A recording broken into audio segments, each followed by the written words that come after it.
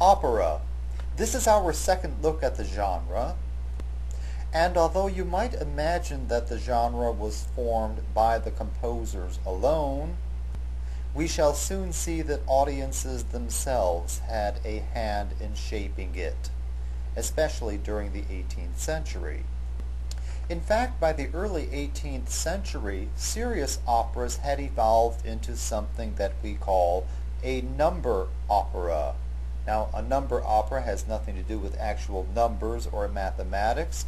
Just remember that number is another name for a musical work or a piece of music, and it refers to a type of opera in which the music is divided into separate pieces.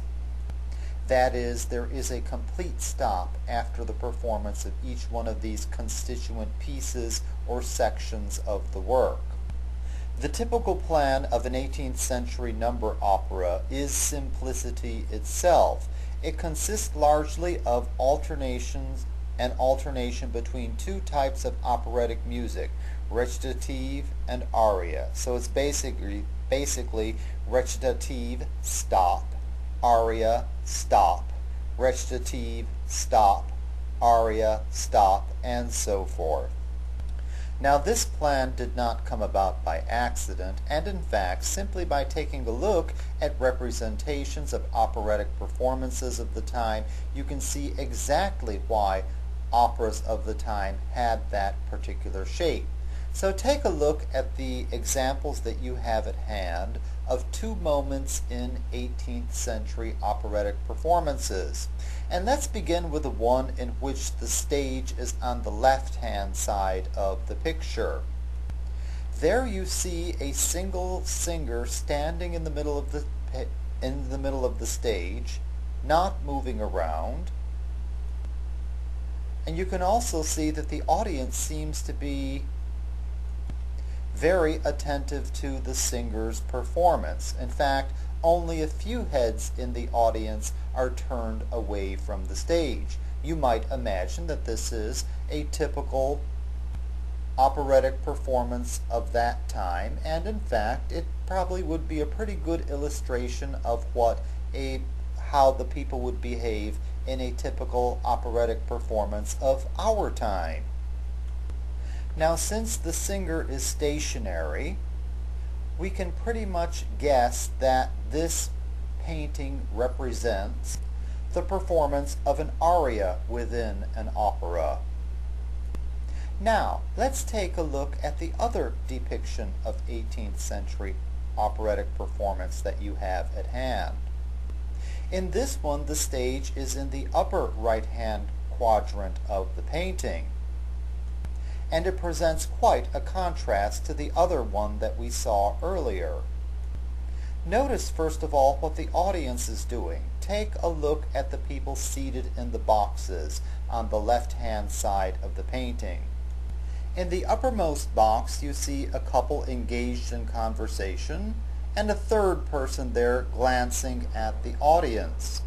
In the box below them are 5 people. All of them seem to be engaged in conversation, and not one of them is looking at the stage. You could make similar observations about most of the people standing on the floor below the stage itself. Now, if you take a look at the stage itself, you see that the actors on stage are moving around and interacting with each other.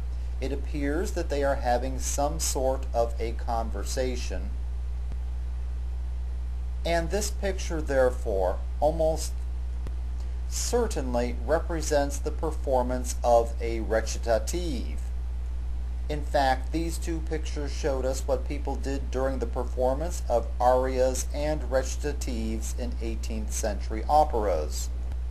Indeed, it is quite clear that the audience talked during the recitatives, and that they listened while the arias were sung. In fact, that was the attraction of these 18th century number operas, the many splendid and showy arias. The 18th century treatment of the voice favored vocal display because the voice was very often used as an instrument. We'll hear a composition in which the vocal part sounds very much like something that an instrument would play in a concerto of the time. Works for solo voice often have long melismas in them, and melismas are long strings of notes on a syllable, and we'll see an example in which a couple dozen or more notes are heard on a single syllable in the composition. There was probably no better vehicle for display than the 18th century da capo aria. The da capo aria is a genre that I have nicknamed a concerto for the voice, and when we look at its details, you'll see why this is an apt nickname for it. Since you really must master all the particulars of this genre, I'm going to ask you to copy into your notes and complete the first of the two tables that you see above your podcast screen. This one will account for the three sections of the work. The three sections are A, B, A prime. You already know what these letters represent. A is one musical idea, B is a musical idea different from A, and A prime is some sort of a varied repetition of A. Only two of these sections are written out by the composer, the A section and the B section. The A prime section at the end is not written out by the composer. The reason for this is very simple. At the end of the B section, the composer writes the phrase da capo into the score. We've already seen the Italian word da before, as in Giovanni Pierluigi da Palestrina, which means Giovanni Pierluigi from Palestrina, so we know that da means from, and capo is the Italian word for head.